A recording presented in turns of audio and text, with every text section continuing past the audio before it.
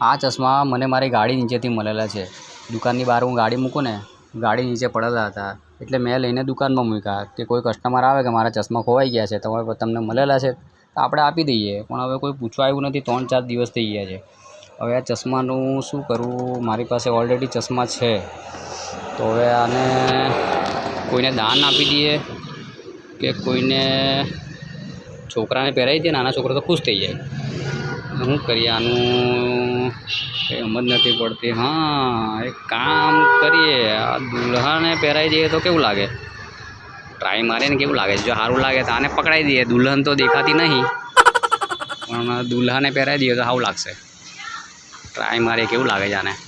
મસ્ત લાગતું હોય તો પહેરાવી દઈએ.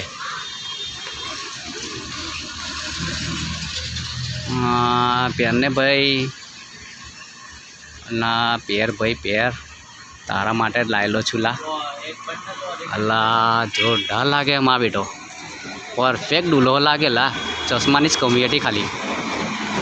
હવે તું તાર ચશ્મા રાખ, મારા તરફથી તારા લગ્નની ગિફ્ટ. જલસા કર. એક નંબર લાગે ભાઈ. તું તાર પહેરો. હવે બાય બાય, ટાટા.